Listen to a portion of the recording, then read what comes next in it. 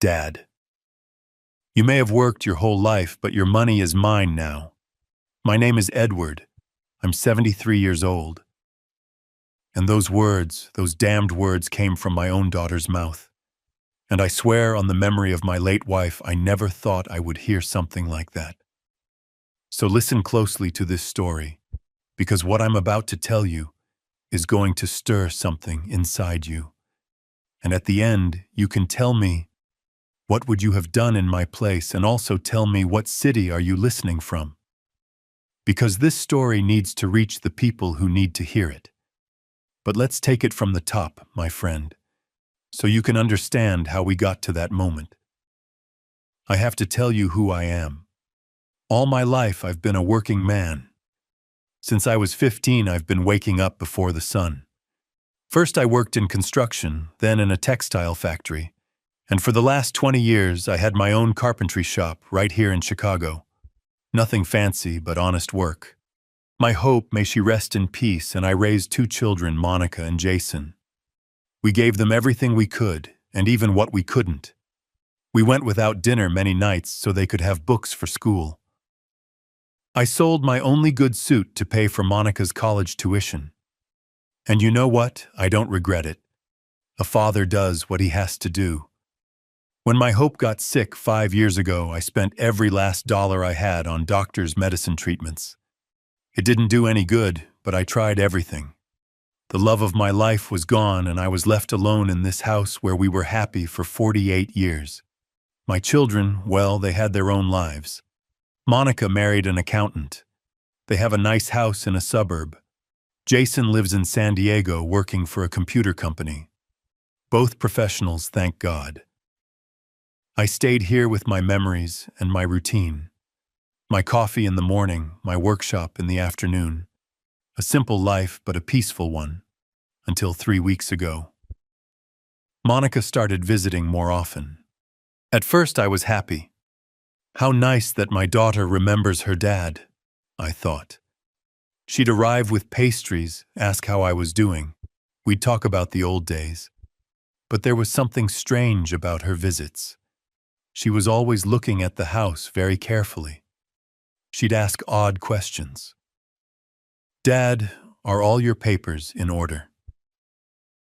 Have you thought about what will happen to the house when you're no longer here? I told her not to worry about those things, that I still had many years left. But she insisted. It's better to have everything prepared, Dad, just in case. Just in case. Those words started coming out of her mouth a lot. One afternoon she brought me some brochures. Retirement homes, they called them. Look, Dad, how nice they look. They have gardens, activities, people your age. You wouldn't be alone. But I'm not alone, I told her. I have my neighbors, I have my workshop, I have my house. Yes, Dad, but don't you think this house is too big for you all alone? And what if something happens to you and nobody realizes it? She started planting seeds of doubt in my head. She started making me feel like I was a nuisance, like I was a burden to her. And me, a man who had always been strong, I started to doubt myself.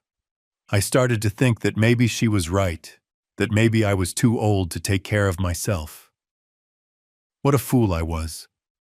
Last week she arrived very early, around 7 in the morning. She had some papers in her hand, and that smile that I now know was fake. Dad, I need you to do me a favor, she said. I need you to sign this. The papers looked important. A lot of text I didn't understand. What is this, honey? It's to protect you, Dad. So your money and your house are safe. At your age, it's better for someone younger to take care of everything, just in case something happens to you. There it was again. Just in case. But I'm fine, I told her. Yes, Dad, but you never know.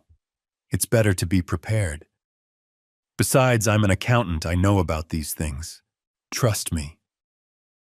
And I trusted her. Of course I trusted her. She was my daughter.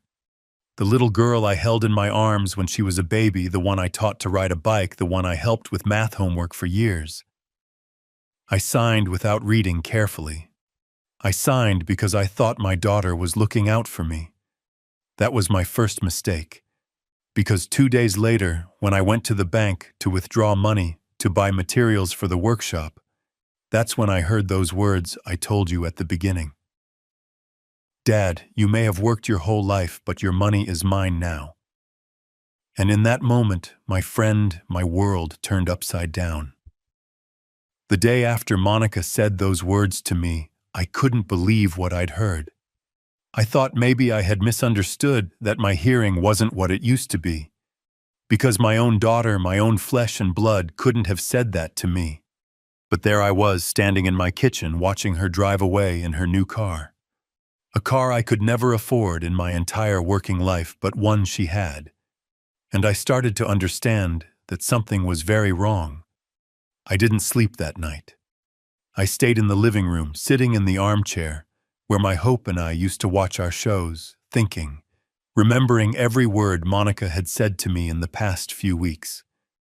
Just in case. That damn phrase was stuck in my head. The next morning, I decided to go to the bank. Not because I was suspicious. Well, maybe a little suspicious. But I needed to know what those papers I signed really meant. The bank was 4 blocks from my house. I always walked there. At 73, my legs are still strong. Hard work keeps you that way. I got there around 10 in the morning. It was crowded as usual. I got in line, waited my turn. When they finally called me, I told the teller I wanted to check my account. Of course, sir. I'll need your account number and an ID. I gave her my papers. She typed on her computer, then looked at me with a strange expression. Sir, are you sure about the account number? Of course I'm sure. It's the same account I've had for 20 years. She typed again. She frowned. Sir, this account no longer exists. It was closed 3 days ago. I felt like a bucket of ice water had been dumped on my head. What do you mean it was closed? Closed by whom? By the authorized signatory, Ms. Monica Hernandez. According to the documents we have here, you gave her full power of attorney over your accounts. The blood rushed to my head. And the money, where is my money? It was transferred to Ms. Hernandez's personal account. The entire process is legal, sir. You signed the documents. 50 years of work. 50 years of saving dollar by dollar. Everything I had put away for my final years so I wouldn't be a burden to anyone was gone. How much was in that account? I asked, even though it didn't matter anymore. The teller checked her computer. $340,000, sir. $340,000. It might not be a lot to some, but to me it was everything. It was my peace of mind. It was knowing I could pay for my medicine, my food, my expenses, without asking anyone for anything. I walked out of the bank like a zombie. I walked those 4 blocks without seeing a thing, without hearing a thing. Just thinking about that number, $340,000. When I got home, I sat on the sofa and tried to understand what had happened. Monica had come with those papers. I had signed them thinking she was helping me. And she had taken all my money. But why? She had a job.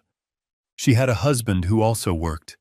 She had a nice house. Why did she need my money? That afternoon around 5, the doorbell rang. It was her again. She arrived with that same fake smile as always. Hi, Dad. How are you? Monica, I said. I need you to explain something to me. I went to the bank today.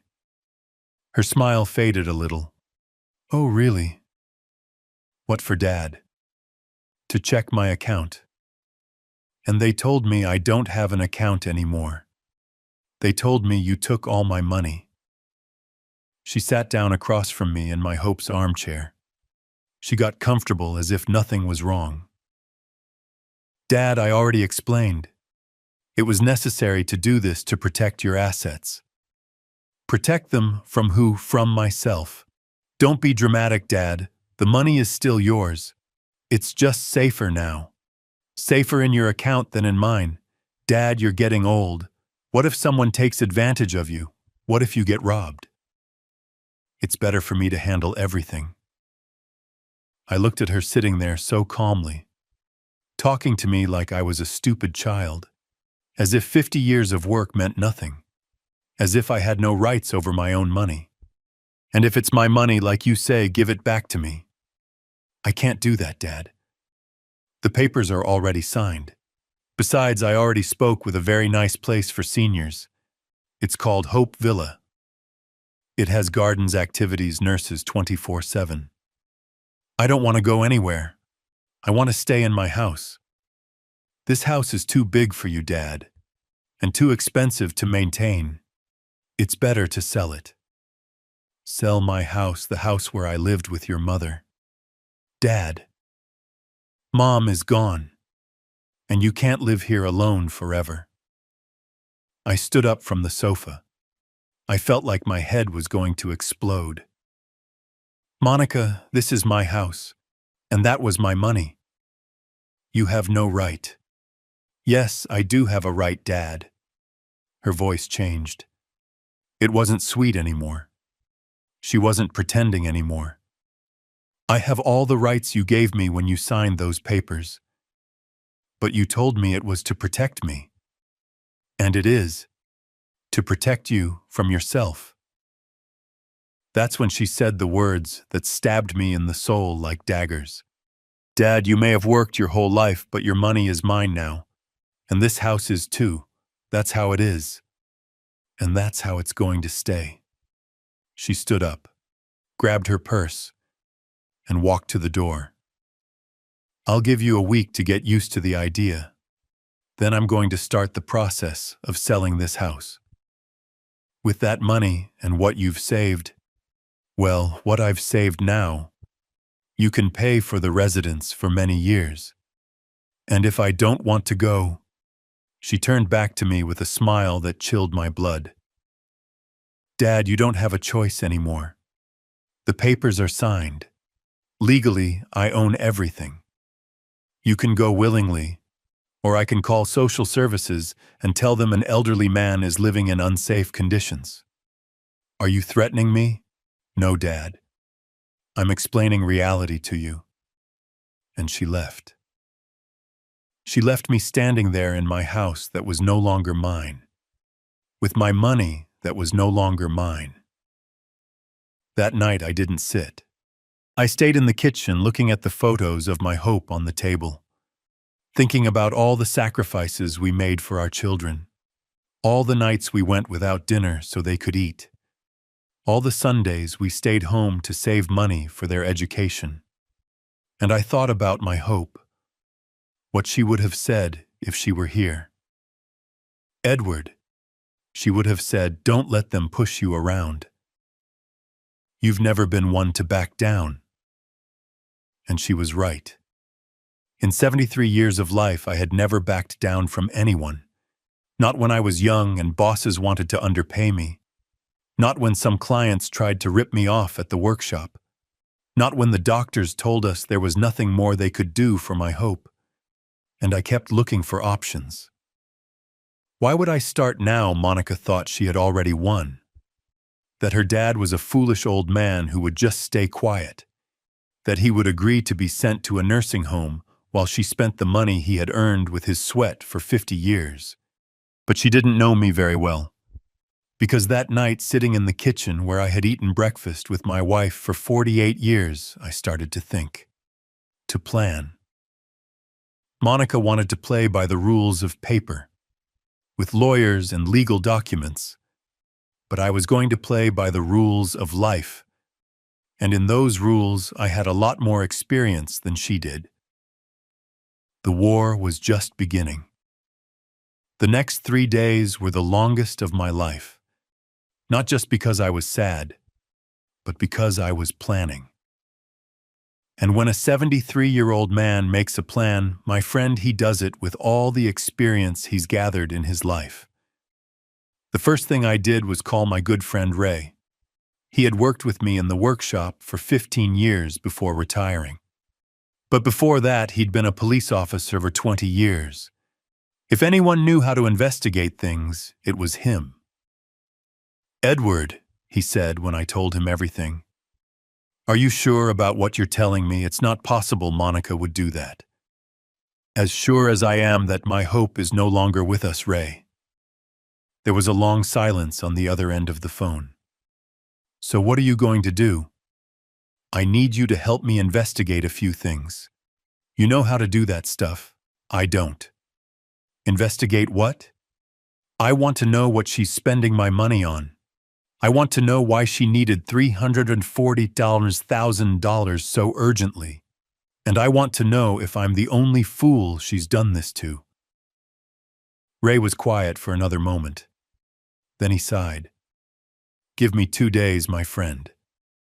And get ready, because if what you suspect is true, you're not going to like what we find." While I waited, I decided to do my own research. Monica thought her dad was an old man who didn't understand anything about the modern world. But she forgot something important. At the workshop, I had learned to use computers to keep the books and look for designs. And my neighbor Tony, who's about 30, had taught me how to use those things they call social media. At first, I didn't see the point. But now it was going to be very useful. I looked up Monica's profile on Facebook. There she was, smiling in every picture, like she was the happiest person in the world. But when I started looking closely at her photos from the past few weeks, that's when I began to understand everything. Pictures at expensive restaurants. Her and her husband toasting with wines that cost more than what I made in a week. Photos of designer handbags, new shoes, a watch that looked very expensive on her husband's wrist. And the photo that hurt the most, her at a jewelry store showing off a pair of diamond earrings. "Celebrating that we can finally treat ourselves," the caption said. "With my money. With the money I had sweated for 50 years. She was treating herself." But that wasn't all. I kept digging and found something that made my blood run cold. A conversation in the comments of one of her photos. A friend wrote, "So glad everything with your dad finally worked out. You told me he was being stubborn about understanding what was best for him." And Monica replied, "Yeah, it ended up being easier than I thought. Old people are very trusting when they think you're looking out for them. Old people are very trusting." Those words hit me like a ton of bricks. That's how she saw me, as a trusting old man she could take advantage of. On the third day, Ray came to my house. He had a look on his face I knew well, the same look he'd get when he was a cop and had to deliver bad news. "Sit down, my friend," he said, "and prepare yourself." He sat on the couch, took some papers out of his bag, and started talking. "Monica and her husband are in debt, Edward. A lot of debt. The nice house they have in the suburbs, they owe the whole thing. Her new car, they owe on it. The credit cards, all maxed out. But how they both work. They work, but they spend more than they make. A lot more. They're living a life they can't afford." And he showed me some papers he'd gotten. Don't ask me how, but Ray always had his connections. They owe over $2 million, my friend. Between the mortgage, the cars, the cards, they're drowning. $2 million. And I thought $340,000 was a lot of money. And that's why she needed my money. Your money was just to get out of immediate trouble. To pay off some cards so they wouldn't ruin their credit. But what she really needs is to sell your house. That's when I understood the whole plan. Monica hadn't just stolen my savings. She had stolen my house too, all to maintain a life of lies, a life she couldn't pay for. "There's more," Ray said. "More. What could be worse than this?" I found out that she and her husband were looking at other retirement homes before they brought you the papers. Cheap places. Very cheap. How cheap? $300 a month, Edward. Places where they just give you a small room and 2 meals a day. Places where people go to, well, to wait to die. The blood rushed to my head again. Monica had planned to steal everything from me and then send me to a place where I would rot for $300 a month. Meanwhile, Ray continued, she can sell your house for at least $1.5 million. With that, and the $340,000 she already stole from you. They get out of debt, and they have money left over to keep living like they're rich. I was silent for a long time looking at those papers, understanding that my own daughter had planned every detail of my destruction. And what about Jason? I asked. Does he know any of this? Ray shook his head. Jason knows nothing. In fact, Monica told him that you had voluntarily decided to go to a retirement home because you were feeling very lonely, that you had decided to sell the house because it was too expensive to maintain. And he believed her. He's in San Diego working a lot. He only talks to Monica every once in a while.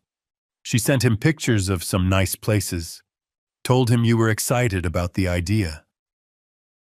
My younger son, who had always been the more noble of the two, believed his dad was happy with the plan to go to a nursing home.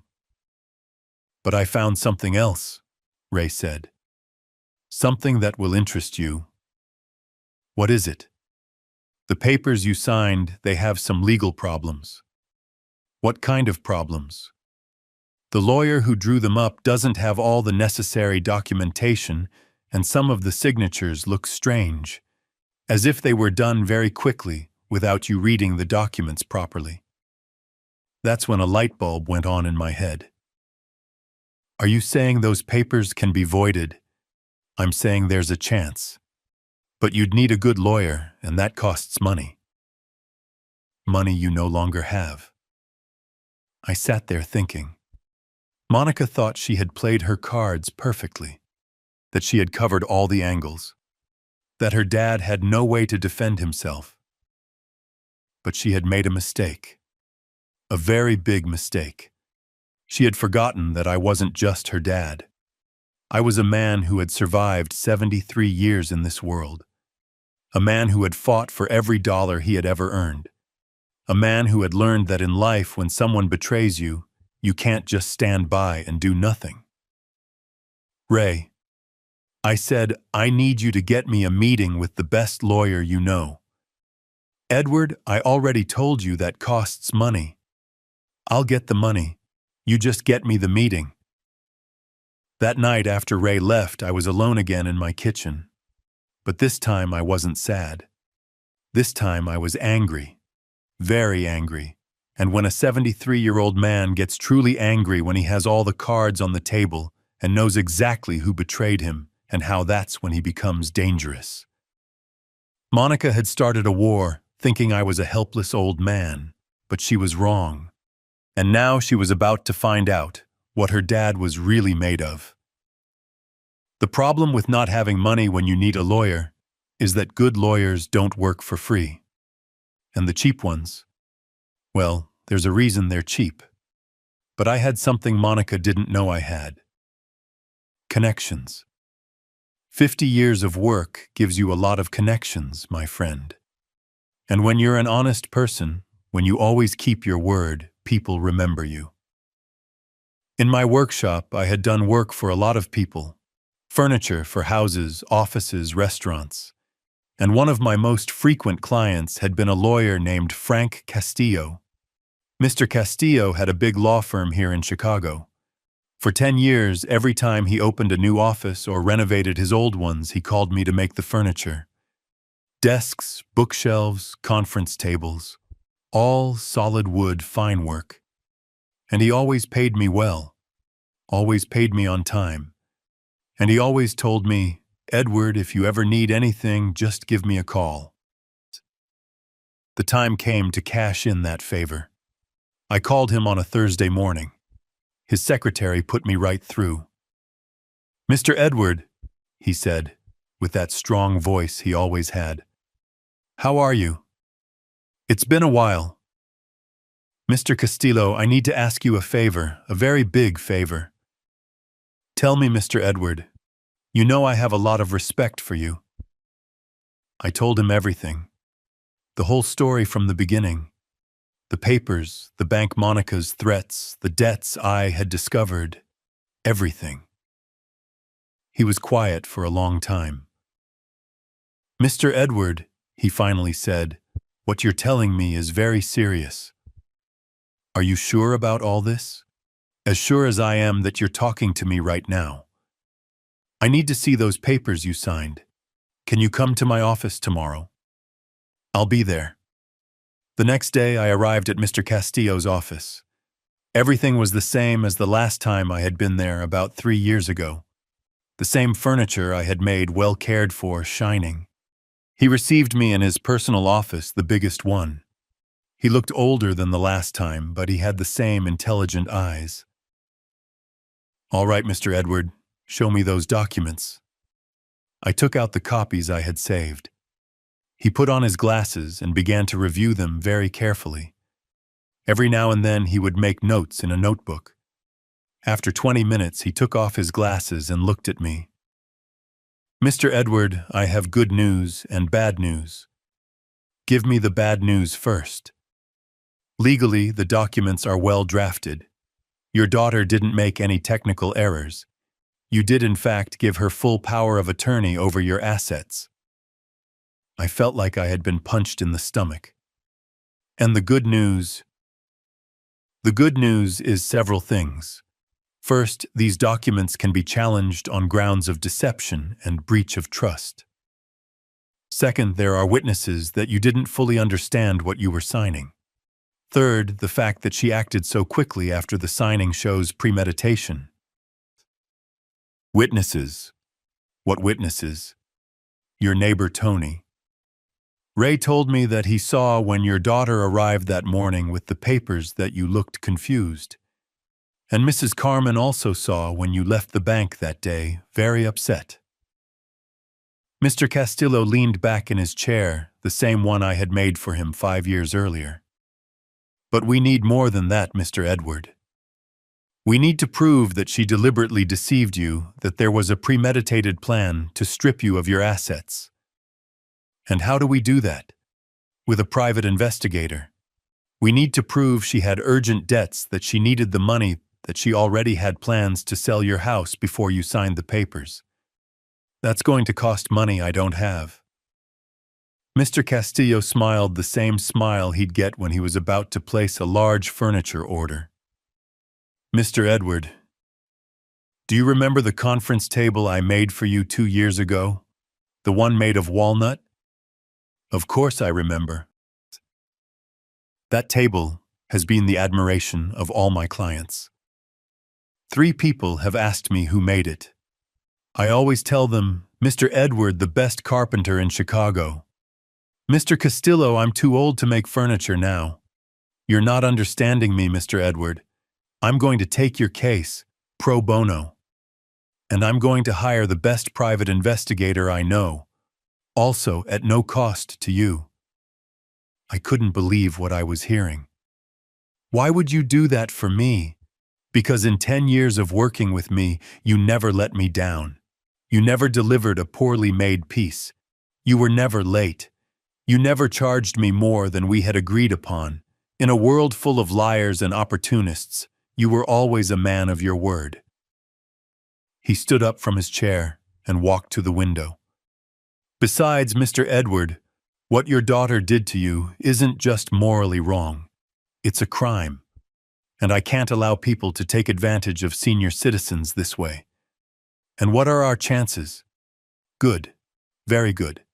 But I need you to promise me something. Anything. That you will follow my instructions to the letter. That you won't do anything on your own. That you will let me handle everything legally. I promise." "Perfect. Now the first thing we're going to do is gather all the evidence possible. My investigator will look into your daughter's finances, her social media, her bank movements, everything. And in the meantime, what do I do? You are going to play the part of the resigned old man. You are going to pretend to accept everything she wants, that you agree to go to the retirement home, that you understand it's what's best for you. Pretend. If she suspects you're fighting back legally, she might speed up the sale of your house. She might destroy evidence. She could complicate everything. We need her to get comfortable, to think she's already won. Mr. Castillo went back to his desk and took out a small recorder.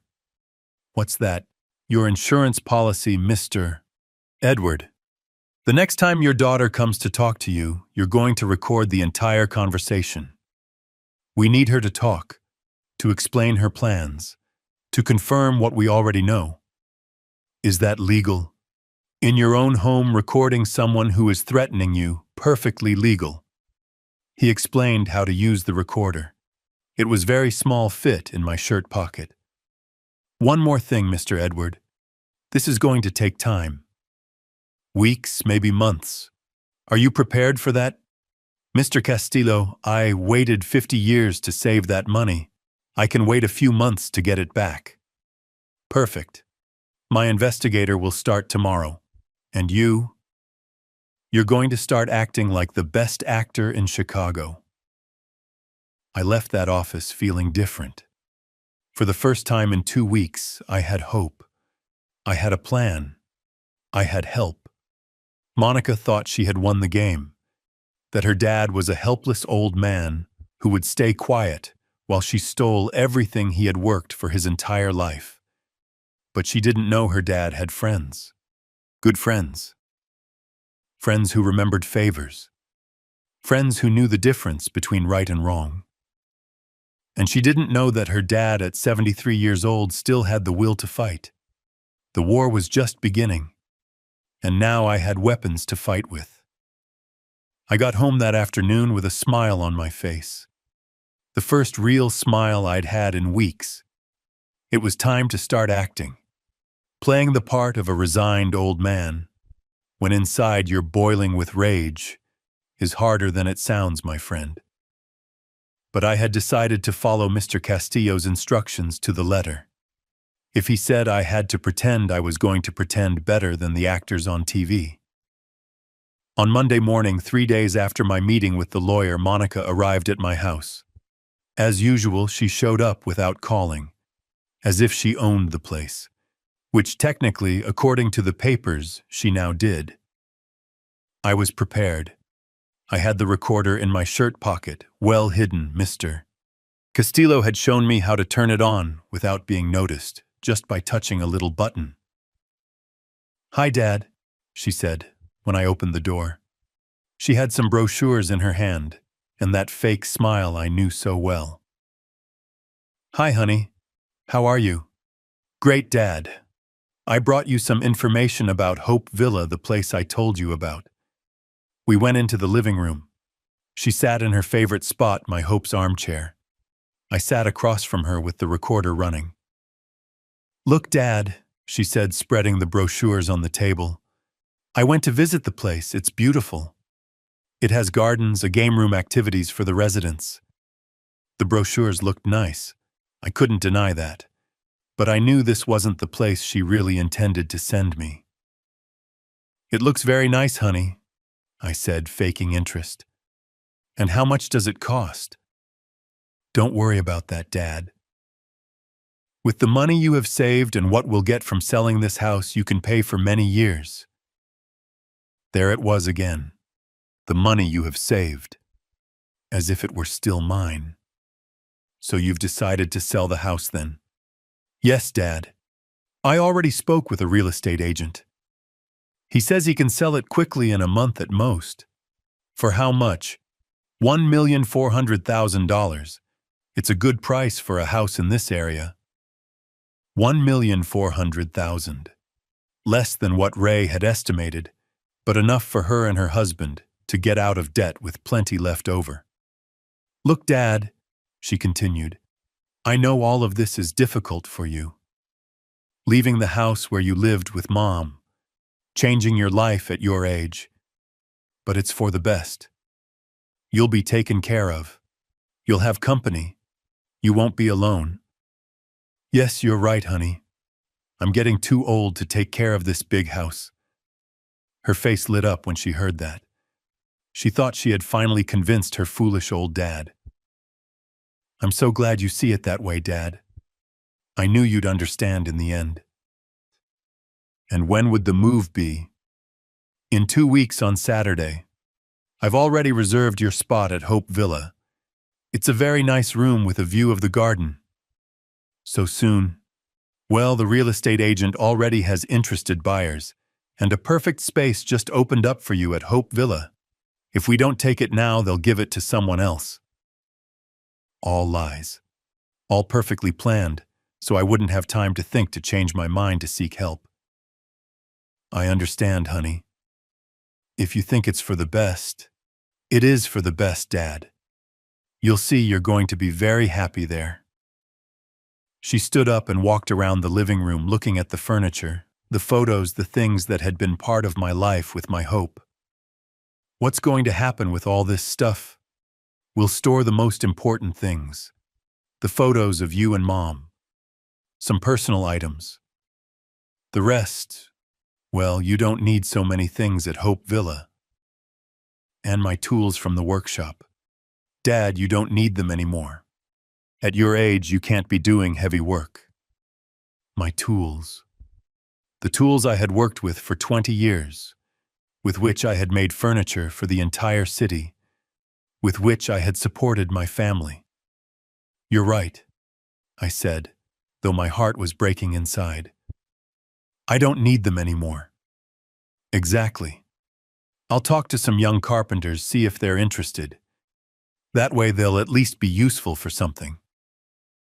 Selling my tools like they were scrap metal, as if 50 years of work meant nothing. But I kept acting. That sounds fine, honey. You know what you're doing. She sat down again, but now she looked more relaxed, more confident. Dad, there's something else we need to talk about. What's that? The money. Your money. Here it comes. I discreetly touched the button on the recorder to make sure it was working. What about my money? As you know, it's now in my account to protect it. But we need to decide how we're going to manage it. How we are going to manage it. Yes. Hope Villa costs $12,000 a month. With your money and the sale of the house, you can pay for about 15 years. Maybe 20 if we manage it well. $12,000 a month. 4 times more than the cheap place she really planned to send me. Sounds good, honey. But there's a problem, Dad. What problem? If the money is in your name, every month we have to make transfers, fill out paperwork, go to the bank. It's very complicated. And at your age, with the memory problems you're starting to have. What memory problems? Dad, the other day I asked you for your grandson's name and it took you a while to remember. A lie. I remembered my grandson's name perfectly. It was Diego and he was 12. You're right, I said. Sometimes I forget things. Exactly. That's why it's better for the money to stay where it is in my account. That way I can pay Hope Villa directly every month without any complications. And if I need money for personal things, you tell me and I'll give you what you need. But don't worry. At Hope Villa, everything is included. Food, medicine, activities. You won't need much money. There it was. The whole plan perfectly clear. She was going to keep my money to manage it, but I would never see it. And if I needed something, I had to ask her permission, like a child. That sounds fine, honey. You understand these things better than I do. Yes, Dad. I'm an accountant, that's what I studied for.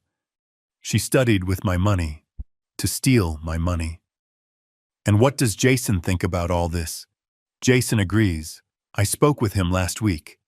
He also thinks it's for the best. Did you tell him about Hope Villa? Yes, I sent him pictures. He loved it. He says it looks like a place where you'll be very happy. More lies. Jason had seen pictures of Hope Villa, not of the cheap place she was really sending me. And when is he coming to visit? Oh, Dad, you know how Jason is. He's very busy with his work in San Diego. But he says that as soon as you're settled in, he'll come see the place. By then, it would be too late. By the time Jason realized what had really happened, I'd be locked away in a cheap nursing home, without money, without a house, without anything. Well, honey, I said, getting up from the sofa, if you and Jason think it's for the best, then it's okay. She stood up too with a huge smile on her face. I'm so glad you're taking it so well, Dad. I knew you'd understand in the end. She walked to the door, but before leaving, she turned. Oh, Dad, one more thing. What? Don't tell any of the neighbors about Hope Villa yet. You know how gossipy people are. It's better if they find out after you're already settled. She didn't want the neighbors to know because she knew they would ask questions. They would want to know why I was leaving where I was going, if I really wanted to go. Whatever you say, honey. Perfect.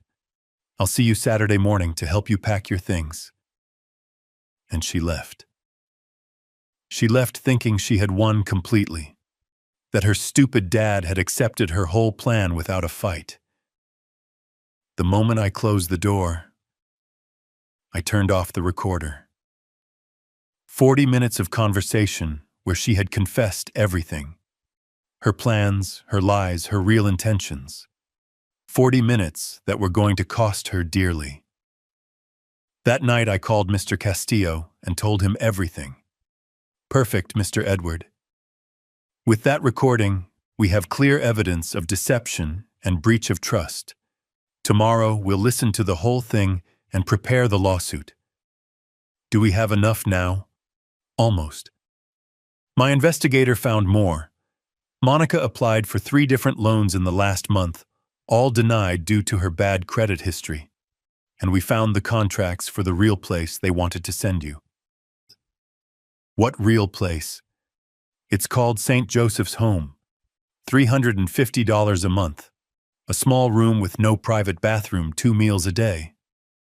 Nothing like Hope Villa. $350.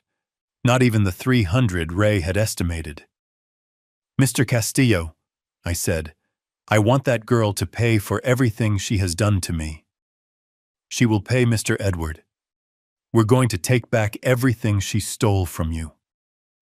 And on top of that, she's going to have to pay damages. She's going to learn that you don't mess with your father. I hung up the phone that night feeling better than I had in weeks.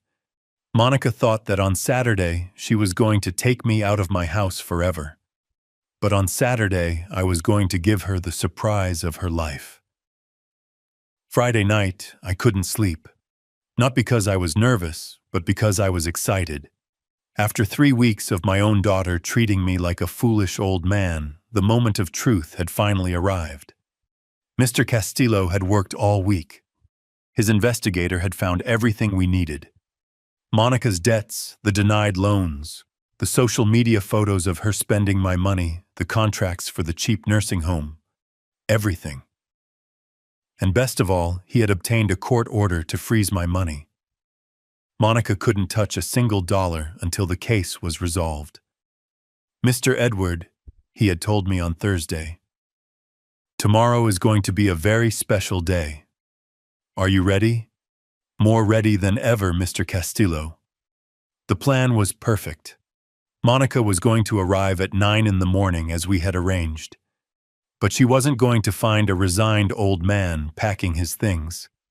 She was going to find a surprise she would never forget. On Saturday, I woke up at 6 as always. But that morning my coffee tasted different. It tasted like victory. At 8, Mr. Castillo arrived with 2 other people, a court officer and the private investigator. Ray also came, he didn't want to miss the show. How are you feeling, Mr. Edward? Mr. Castillo asked me. Like it's my birthday and Christmas all at once. At 8:50, my phone rang. It was Monica. Dad, I'm almost there. Do you have your things packed? Yes, honey. Everything ready. Perfect. In 2 hours, you'll be settled in your new home. If only she knew what new home was waiting for her. At 9 o'clock sharp, the doorbell rang. I opened the door with my best, resigned old man face. Hi, Dad. Ready for your new life? Hi, honey. Yes, ready.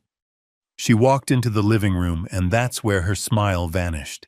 Because there stood Mr. Castillo, the court officer, the investigator, and Ray. Who are these people, Dad? Monica, I said, and for the first time in 3 weeks, I used my real voice, the voice of a man who doesn't back down. I'd like you to meet Frank Castillo, my lawyer. She turned as pale as a sheet of paper. Your lawyer, what do you need a lawyer for?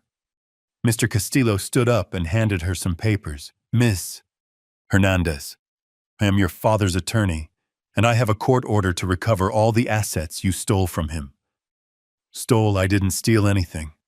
My father gave me everything voluntarily. Voluntarily, I said. Voluntarily after you tricked me, after you told me it was to protect me. Dad, you don't understand. Everything I did was for your own good. For my good. I took the recorder out of my pocket. Like when you told me the money I worked 50 years for was now yours. I pressed play on the recorder. Her own voice filled the room. Dad, you may have worked your whole life, but your money is mine now. And this house is too. That's how it is. Her face changed completely. She was no longer the sweet daughter pretending to care for her dad. Now she was the real Monica. That's taken out of context, she said. Out of context, the recording continued in her voice. As you know, it's now in my account to protect it. But the money is going to stay where it is in my account. That way I can pay Hope Villa directly every month. Hope Villa, the investigator asked. You don't mean St. Joseph's Home, the place you actually contracted for your father for $350 a month?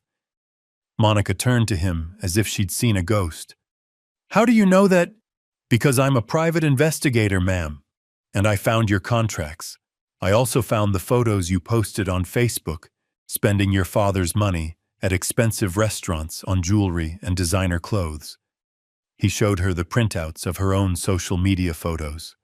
I also found your debts, the investigator continued. $2,130,000 between your mortgage credit cards and personal loans. That's private.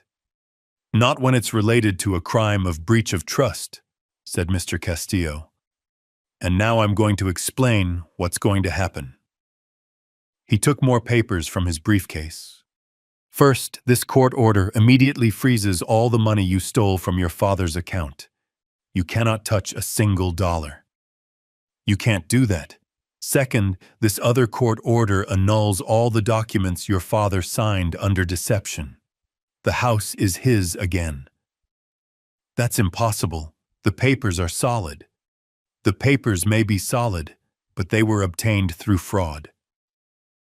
Your father has witnesses that you deceived him, and we have the recording where you yourself confess your true intentions. Monica sank onto the sofa. She was no longer the confident woman who had arrived an hour earlier.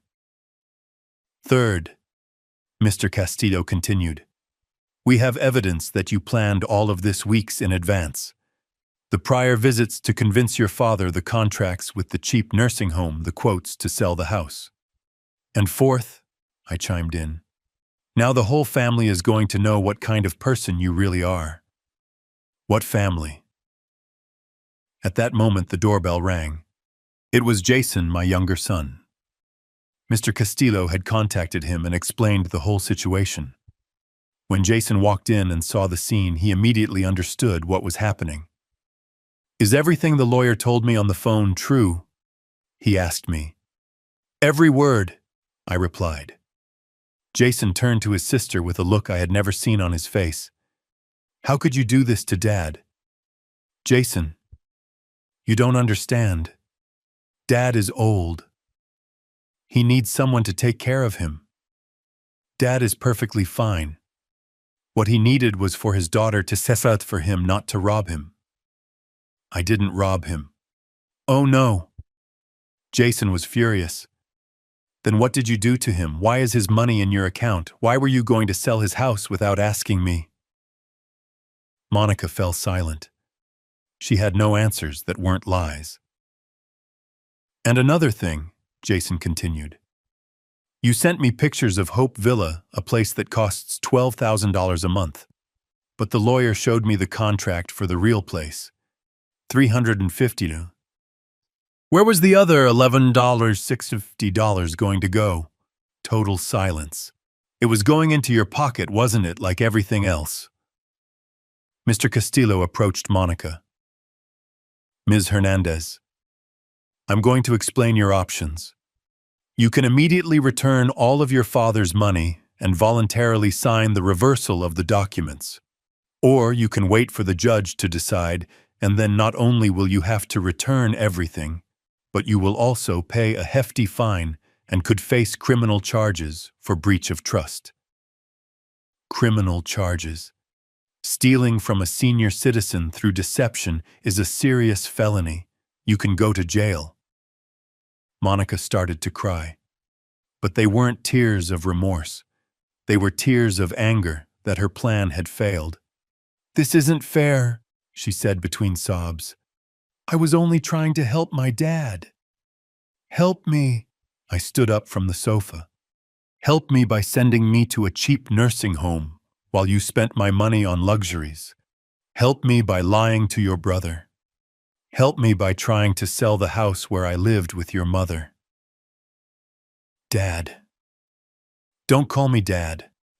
A dad is someone you respect, someone you care for, someone you love, not someone you take advantage of.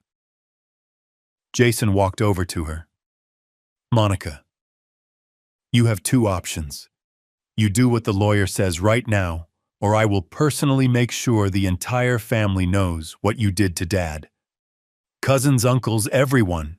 And all the neighbors too, added Ray, because I'm going to make sure everyone on this block knows what kind of daughter you are. Monica wiped her tears and looked at all of us with hatred. Fine, I'll sign the papers, but not because I'm sorry, but because you're not giving me any other choice. It doesn't matter why you do it, I said. What matters is that you do it. Mr. Castillo took out the final documents. You need to sign here to return all the money to your father's account. Here to annul the power of attorney he gave you. And here to transfer the house back to his name. Monica signed each paper as if they were pulling her teeth out. When she finished, Mr. Castillo put all the documents away. Perfect, on Monday morning, all the money will be back in Mr. Edwards' account. And the house is legally in his name again. Monica stood up to leave, but before she reached the door, she turned around. Dad, someday you'll understand that I only wanted what was best for you. Monica, I said, someday you'll understand that what was best for me was to have a daughter who truly loved me, not one who robbed me. And she left. She walked out of my house knowing she had lost everything. The money, the house, her brother's respect, and forever her father's love. When the door closed, I sat down on my sofa and took a deep breath. For the first time in 3 weeks, I felt free again. On Monday morning, I went to the bank as if it were the most important day of my life. And maybe it was. Mr. Castillo accompanied me to make sure everything was in order. Mr. Edward, said the same teller who had given me the worst news of my life 3 weeks earlier, your account has been reactivated and all your funds have been deposited. How much is there? I asked, though I already knew the answer. $340,000, plus the interest generated. In total, $342,400. $2,400 more than I had before. Monica had to pay interest on her theft. "Would you like a printed statement?" the teller asked. "Yes, please." When I saw those numbers on the paper, when I saw that my account had money in it again, when I saw my name as the sole owner again, I felt like crying, but this time from happiness. We left the bank and Mr. Castillo put a hand on my shoulder. "How do you feel, Mr. Edward?" "Like I've been born again, Mr. Castillo. This is just the beginning. Monica will also have to pay you damages for the suffering she caused. We're talking about at least another $50,000. $50,000 more. Money she would have to find from her own pockets to pay me. And what about her debts? That's no longer our problem, Mr. Edward. She dug that hole herself. She'll have to figure out how to get out of it." Over the next few days, I began to understand the real consequences of what had happened. Monica hadn't just lost my money. She had lost so much more. Jason called me on Tuesday night. "Dad, I spoke with Monica today." "And what did she say?" "That this was all an exaggeration. That you were playing the victim. That she had only tried to help you." "And what did you say to her?" "I told her that if that was helping, I didn't want to know what it looked like when someone tried to hurt you. And I told her not to contact me again until she genuinely apologized to you. You don't have to fight with your sister for me, son." "I'm not fighting for you, Dad. I'm fighting for what's right and what's wrong. And what she did was very, very wrong." On Wednesday, my friend Ray called me. "Edward, have you seen Monica's social media?" "No, Ray. I don't check it anymore." "You should take a look." That afternoon, I asked my neighbor Tony to help me check Monica's Facebook. What I saw surprised me. She had deleted all the photos from the expensive restaurants, the jewelry, the luxuries. She had deleted everything that showed she was spending money. Her profile now looked like that of a normal person. But the most interesting part was the comments people had left on her old photos before she deleted them. "Monica, is it true what my cousin told me that you stole from your dad? My aunt says you kicked your dad out of his house. Is that true? Why did you delete all the photos of your fancy dinners? Was it stolen money?" The news had spread throughout the neighborhood, throughout the family, among all her acquaintances. On Thursday, Mrs. Carmen, my neighbor, came to my house. "Mr. Edward, is it true that your daughter wanted to send you to a cheap nursing home to steal your money?" "It's true, Mrs. Carmen." "How terrible! How is it possible for a daughter to do that to her own father?" "I don't know, Mrs. Carmen. I can't believe it either." "Well, you know, people are talking a lot about it. The whole market knows. No one can believe that the daughter of the most honest carpenter in the neighborhood would do something like that. The most honest carpenter in the neighborhood. 50 years of working, keeping my word, helping people when I could. And that was the recognition the community gave me. On Friday, something unexpected arrived. A letter. From the bank where Monica worked. The letter stated that due to irregularities in her personal conduct that affected the image of the institution, they had decided to terminate her employment contract. She had been fired from the bank because of what she had done to me. That afternoon, Mr. Castillo called me. "Mr. Edward, I have news. Good or bad? For you, good. For Monica, not so much. Her employer found out what happened and fired her. And her husband, well, he's having problems at his job too." "What kind of problems?" "He works at an accounting firm. When they found out that his wife had committed financial fraud against her own father, let's just say they started to question whether he could be trusted with clients' money. The consequences were spreading like ripples in a pond. It wasn't just Monica who was paying. It was her whole family. On Saturday, a week after the confrontation, I received a call I wasn't expecting. "Dad," it was Monica. Her voice sounded different, broken, tired. "What do you want, Monica?" "Dad, I got fired from my job." "I know." "You knew. My lawyer told me." There was a long silence. "Dad, I need to ask you a favor." "A favor? After everything you did to me?" "Dad, please, I'm desperate. Without my job, I can't pay the credit cards. The banks are pressuring me. You need what, Monica? I need you to lend me money." I couldn't believe what I was hearing. After robbing me, after trying to send me to a nursing home, after lying to the whole family, she was asking me to lend her money. "Monica," I said with all the calm in the world, "you may have worked your whole life at the bank, but now that you're out of a job, the money is still mine." Her own words. I gave them back to her exactly as she had said them to me. "Dad, don't be cruel." "I'm not being cruel, Monica. I'm being fair. Do you remember justice? Do you remember consequences? Dad, please." "Monica, when you decided to rob me, you knew there would be consequences. When you decided to lie, you knew there would be consequences. When you decided to treat your father like he was a burden, you knew there would be consequences. But Dad, now you're living those consequences, and it's not my problem.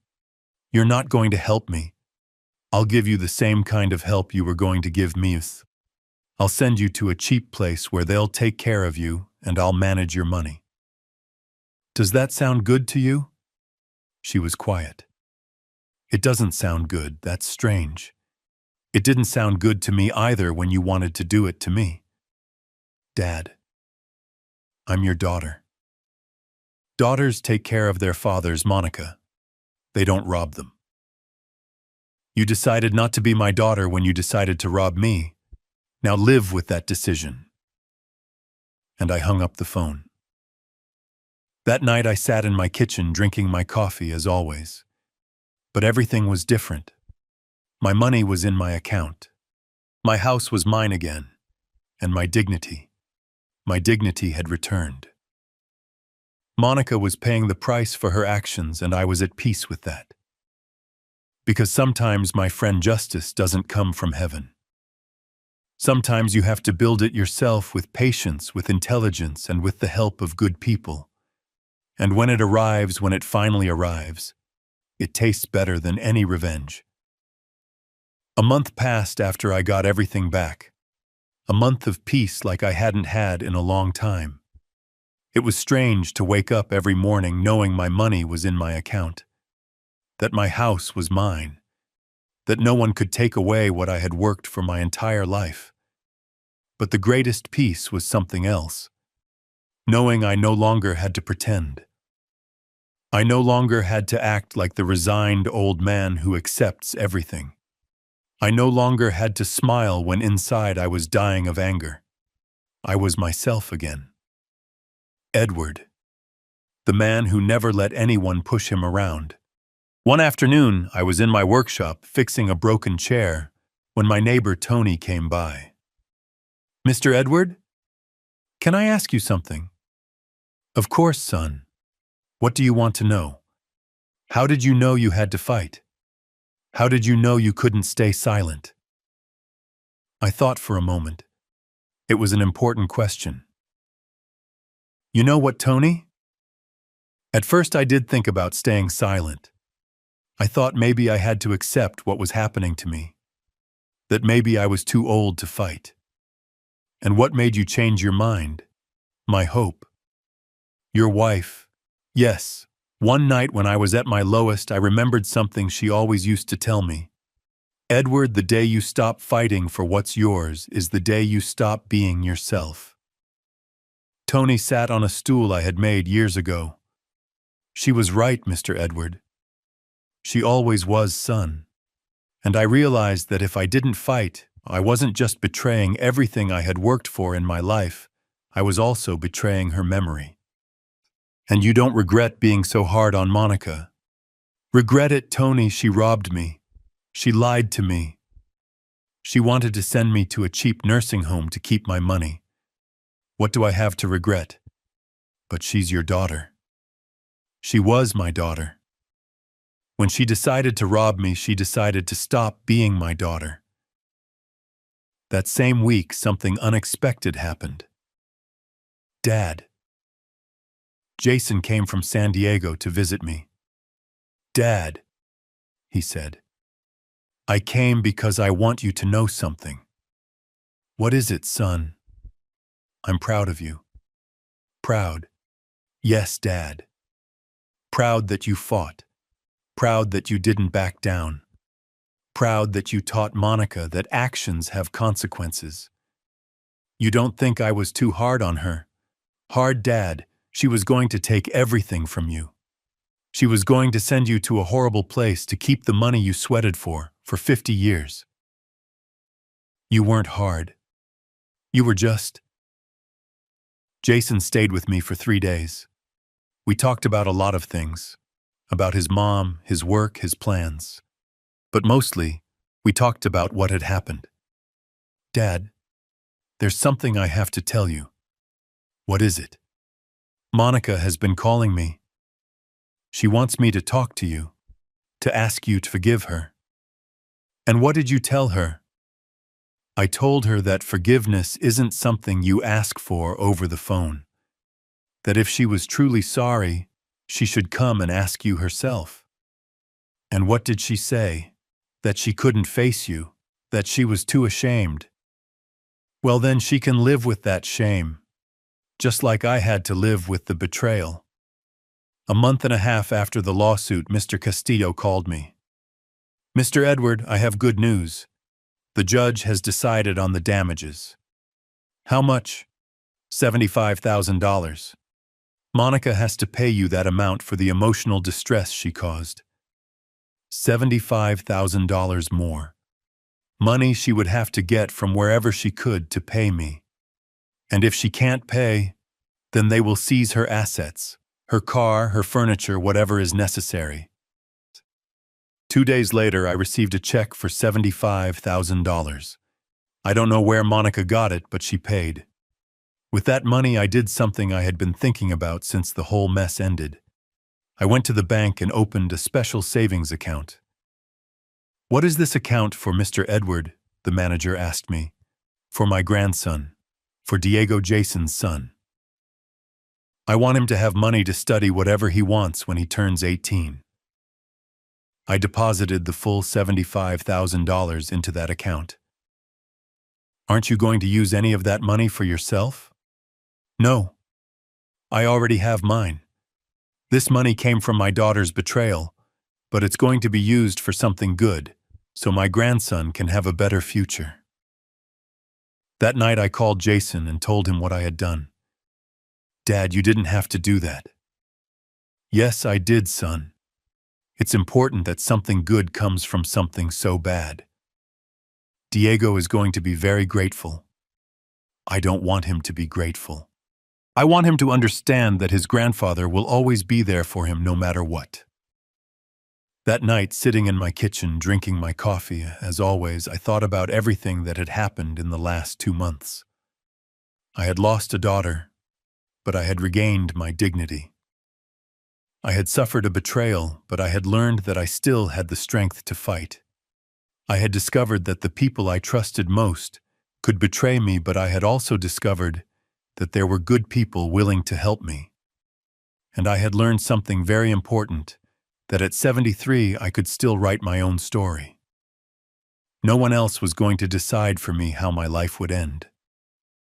3 months after I had everything back, I thought the story was over. That Monica had learned her lesson, that I had regained my peace, and that we would each go our separate ways. But life sometimes surprises you when you least expect it. It was a Tuesday afternoon. I was in my workshop finishing a small table for the lady at the end of the street when I heard someone knock on my front door. I went to open it, and there she was. Monica. But this wasn't the confident, arrogant Monica who had come to rob me months ago. This was a different person. She looked thinner, paler. She was wearing simple clothes, not the expensive dresses she liked to wear. And in her eyes there was something I had never seen before, true humility. "Hi, Dad," she said in a very quiet voice. "What are you doing here, Monica? I came to talk to you if you'll let me." I stood in the doorway, undecided whether to let her in or not. "Talk about what?" "To ask for your forgiveness. Real forgiveness." I saw her standing there waiting for my answer, and for the first time in months, I didn't see the calculating woman who had tried to rob me. I saw my daughter, the little girl I had held in my arms when she was a baby. "Come in," I said. We went into the living room. She sat on the edge of the sofa, as if she didn't feel comfortable being there. "Dad, I know I have no right to be here after what I did to you." "No, you don't. But I needed to come. I needed you to know that I'm sorry. For everything." "Are you sorry because you got caught? Or because you understood what you did?" She was quiet for a long moment. "At first, I was angry that you sued me. I thought you were exaggerating, that I had only tried to help you. And now I understand what I really did. I stole from you, Dad.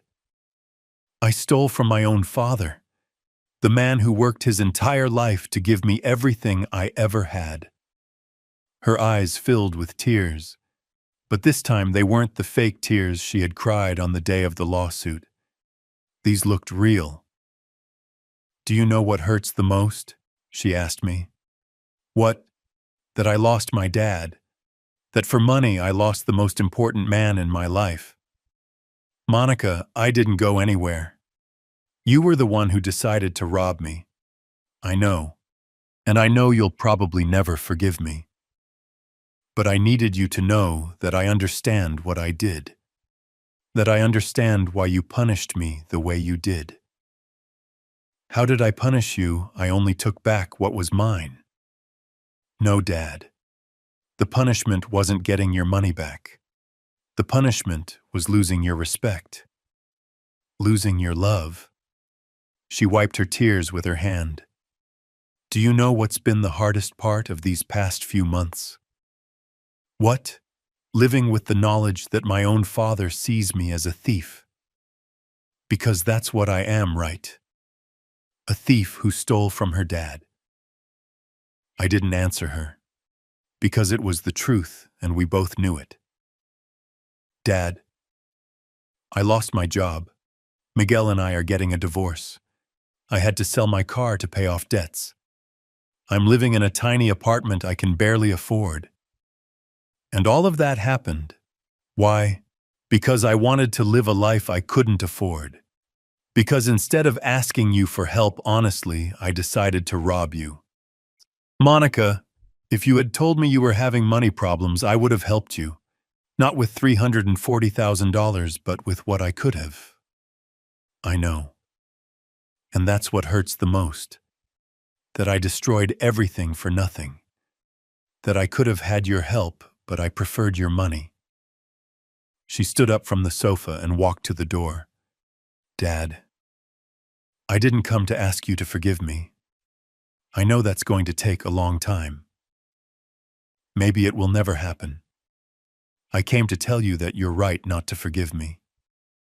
What I did to you is unforgivable. And if I were in your place, I wouldn't forgive me either." She stopped at the door and turned one last time. "But I want you to know one thing. I'm proud that you're my dad. I'm proud that you didn't back down. I'm proud that you taught me that actions have consequences. Proud. Yes, Dad, because you taught me something no one else ever had. That it doesn't matter who you are, if you do something wrong, you have to pay for it, even if you're the daughter.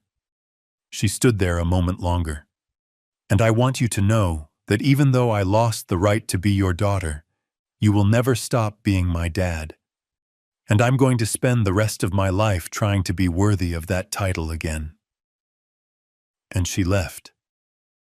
She left without asking for money, without asking for favors, without asking me to help her. She left only after telling me something I never expected to hear. The truth. I stood there in the doorway, watching her walk away down the street. And for the first time since this all began, I felt something I hadn't felt in months. It wasn't forgiveness. Not yet. But it was hope. Hope that maybe someday my daughter could once again be the person I had raised her to be. Maybe.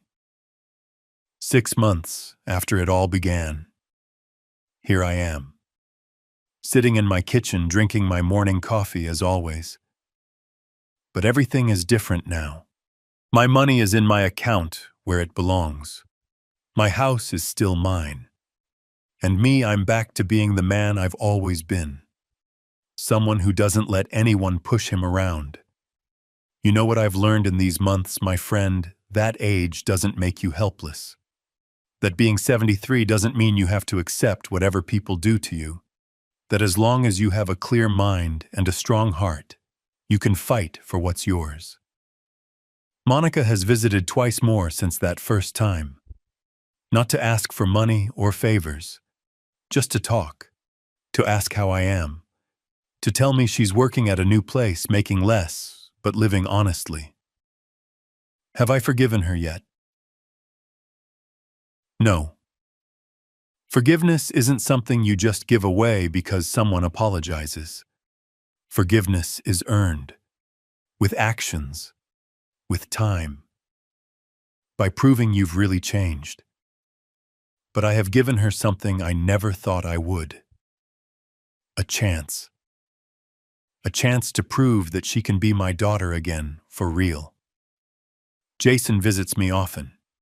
He brings Diego, my grandson, that 12-year-old boy who will have money for college thanks to his aunt's betrayal. Life's ironic, isn't it, Grandpa Diego said to me last week. My dad told me what Aunt Monica did to you. And what do you think about that? That it was very wrong, but also that I'm proud of you for not backing down.